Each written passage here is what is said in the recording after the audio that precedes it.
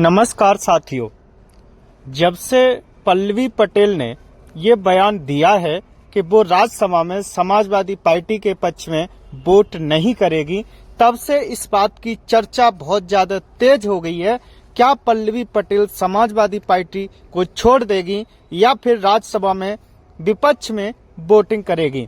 तो आज मैं आपको इस बारे में विस्तृत से चर्चा करूंगा और बताऊंगा कि इसके पीछे कहानी क्या है और आगे क्या होगा। मैं बताऊं आपको कि पल्लवी पटेल किस बात को लेकर नाराज थी। पल्लवी पटेल चाहती थी कि अखिलेश यादव से मुलाकात करें और वो अपनी बात रखें, लेकिन अखिलेश यादव की व्यस्तता होने के कारण पल्लवी पटेल की मुलाकात अखिलेश यादव से नहीं हो पाई और राज्यसभा के प्रत्याशी क्लियर हो गए और उन्हें टिकट वितरण कर दिया गया और उनका नामांकन भी हो गया। लेकिन जब पल्लवी पटेल की नाराजगी सामने आई तो सबसे पहले डिंपल यादव ने पहल की उन्हें मनाने की। डिंपल यादव ने उनसे मुलाकात की और काफी चर्चा ये बताई जाती है कि अब स्थिति एकदम सही है और इस पर पल्लवी पटेल का ये बयान भी आया था कि अखिलेश भैया ने गठबंधन किया है और वो कहेंगे तो गठबंधन रहेगा। तो ऐसी जानकारी आई भी है और इस पर अखिलेश यादव ने भी अपना बयान जारी किया है। जब पत्रकार साथियों ने ये पूछा कि आपकी पार्टी में स्वामी प्रसाद मौर्य और पल्लवी पटेल नाराज क्यों हैं, तो बताया ये पार्टी का व्यक्तिगत मामला है और इसे पार्टी के अंदर ही सुलझा लिया जाएगा। तो पल्लवी पटेल की जो नाराजगी थी वो क्यों थी, उसकी वजह थी पीडीए।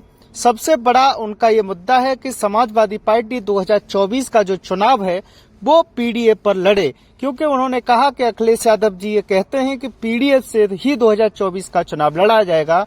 तो चाहे वो लोकसभा हो, चाहे राज्यसभा, चाहे विधानसभा, कोई भी आम चुनाव हो, लेकिन उसमें पीडीए दिखाई देना चाहिए।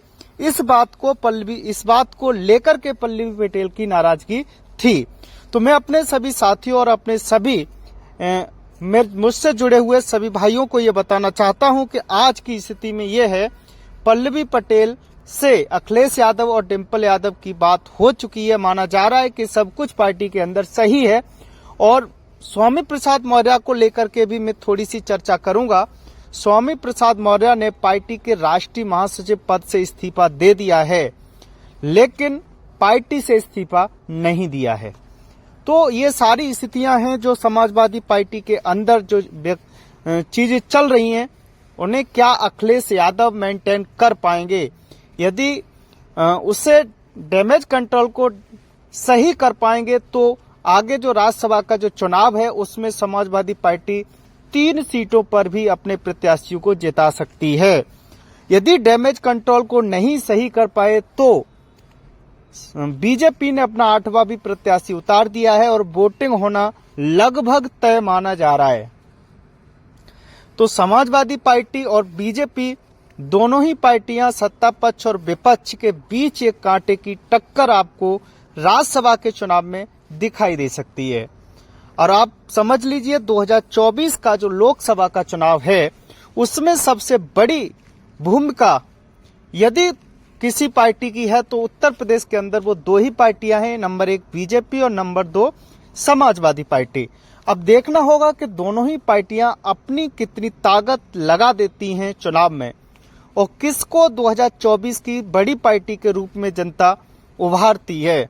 जनता अपना किसे समर्थन देगी ये भी परिणाम आने के बाद पता चलेगा, लेकिन ये स्थिति एकदम क्लियर है कि इस बार की जो लड़ाई है वो एकदम कांटे की होने जा रही है। चाहे वो बीजेपी हो चाहे वो समाजवादी पार्टी, दोनों ही पार्टियां एक दूसरे को जोड़ने और तोड़ने में लगी हुई हैं। बीजेपी जहां पश्चिमी यूपी में जयंत चौधरी को तोड़कर अपने पाले में कर लिया है, यदि उन्हें मौका मिलेगा तो वो पल्लवी पटेल और स्वामी प्रसाद मौर्य को भी नहीं छोड़ेंगे। लेकिन देखना होगा कि समाजवादी पार्टी अपनी विधायकों को और अपने आप को कितना मजबूती से जमीन पर उतार सकती है और उसका फायदा उसे होगा। यदि वो अपने आप को डैमेज कंट्रोल से नहीं बचा पाए तो एक बड़ा नुकसान झेलना पड़ सकता है।